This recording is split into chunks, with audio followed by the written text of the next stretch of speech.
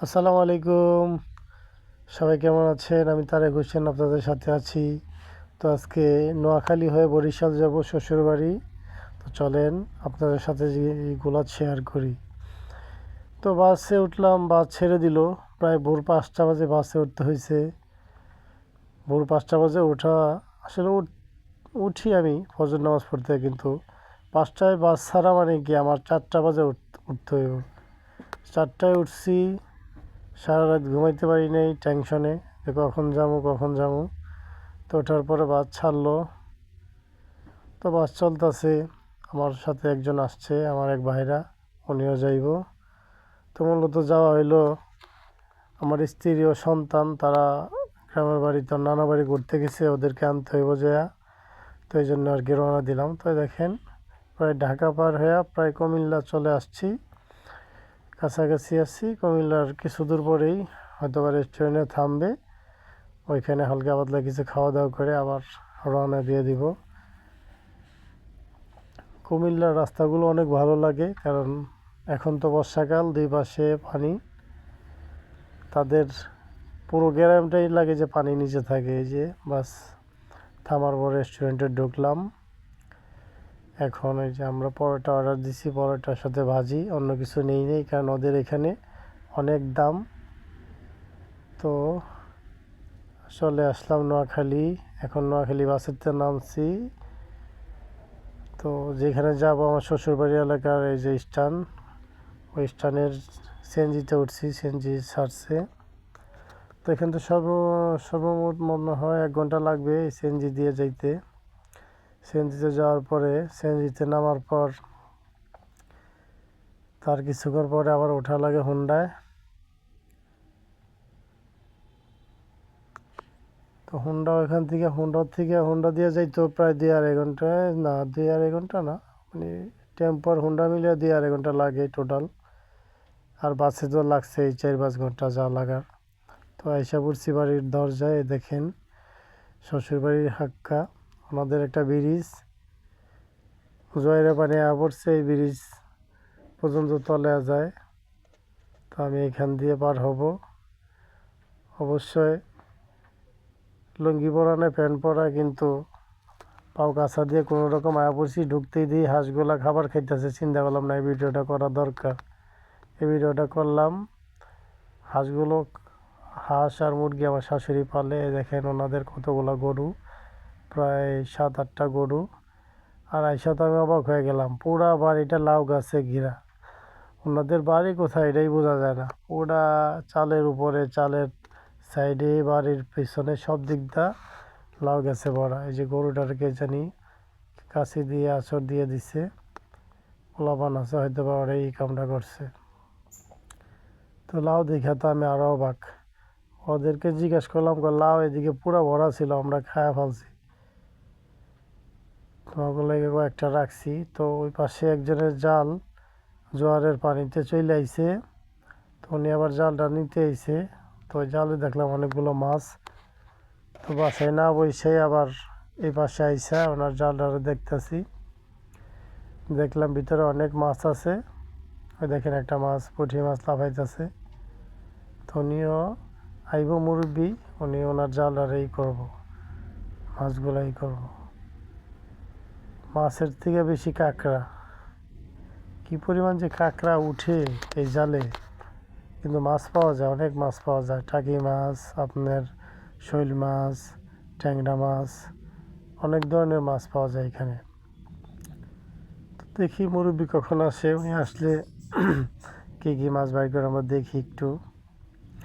যেগুলো সাঁকো, অনেক রিক্সি একটা জায়গা, কারণ সবসময় পিছিয়ে থাকে, একটু 19-20 হইলেই খালে পড়া লাগবো।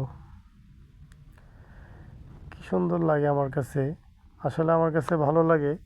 এই যে মুরব্বী চলে আইছে, এখন মুরব্বী ওনার জালটার এই করবো, জালটার থেকে মাছগুলো বের করব।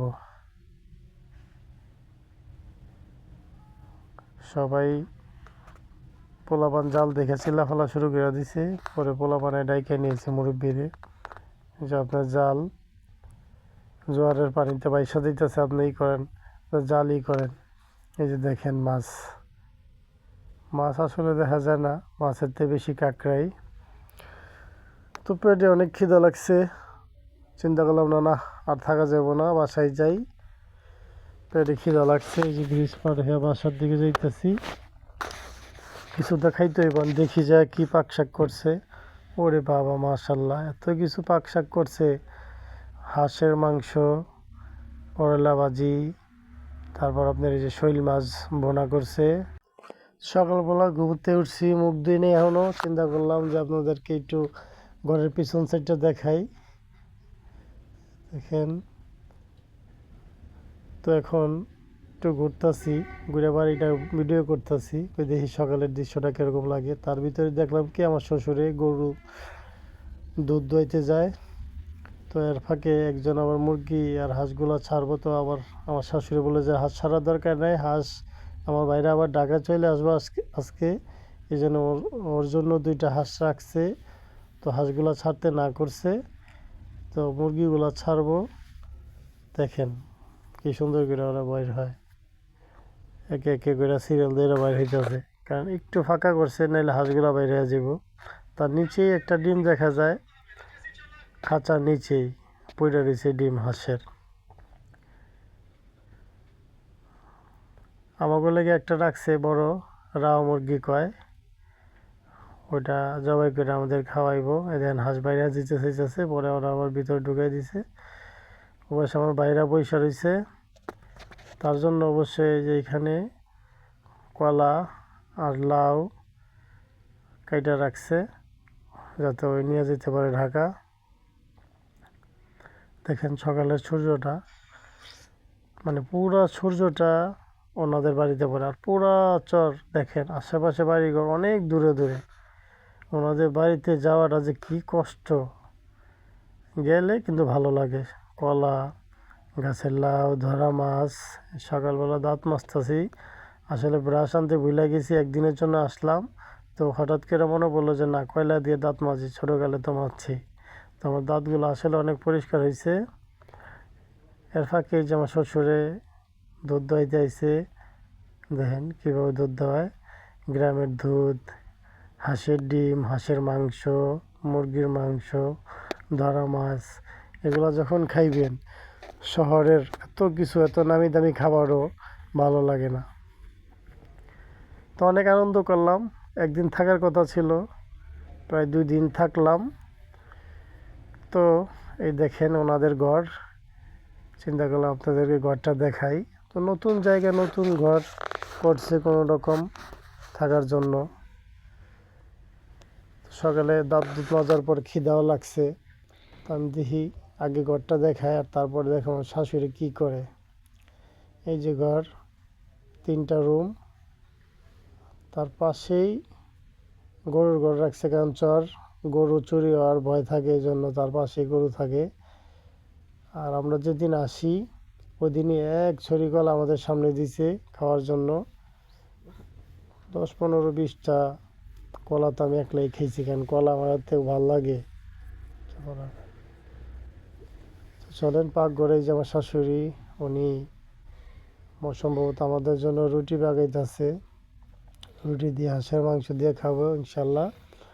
তো যারা আমার চ্যানেলের ভিডিওগুলো দেখতে ভালো লাগে, পরবর্তী ভিডিও দেখতে আমার চ্যানেলটাকে সাবস্ক্রাইব করেন, আর অবশ্যই আমার পাশে থাকবেন। সবাই ভালো থাকবেন, সুস্থ থাকবেন। আসসালামু আলাইকুম, আল্লাহ হাফেজ।